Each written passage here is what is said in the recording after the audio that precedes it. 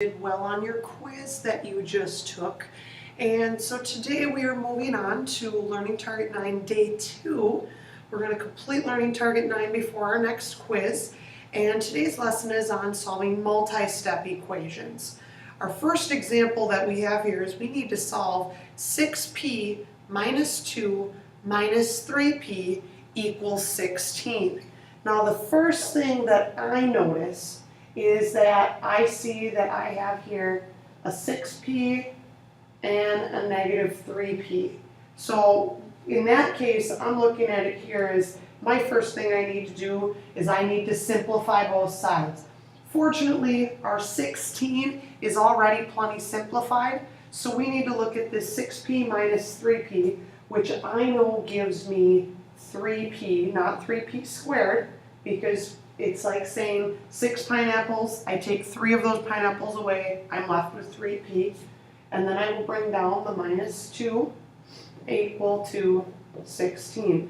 Now we're at a point where it looks like the problems that we were doing on Learning Target 9 Day 1 with solving, when we first started solving equations. So now I look at it in the process of, if I knew what p was, I would first come up with a plan. First I would multiply by 3, and then I would subtract 2 if I had to build the equation. So I'm going to actually do essentially a U-turn and go back up the other way. And when doing that, I know that that involves adding 2 and dividing by 3. And it's basically doing that U-turn and undoing the work to get down to that p.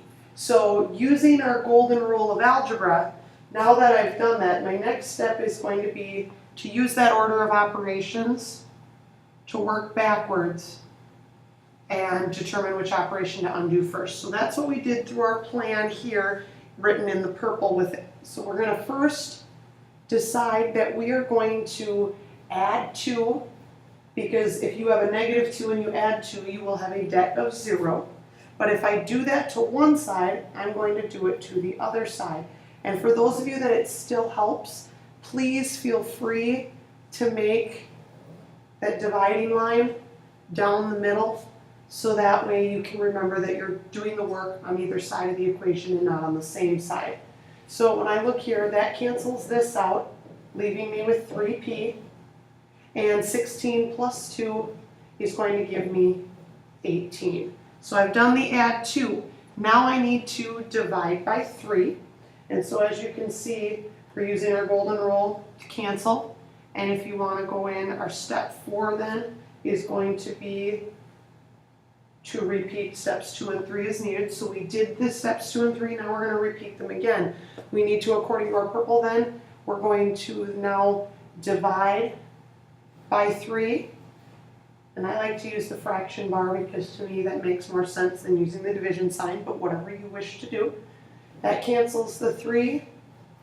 That brings me over here to p equals 6. Now, while I'm not going to write down our check today, I do wish that you do check your work by taking this 6 and putting it back up into this original equation and say 6 times 3 is 18, 18 minus 2 is 16.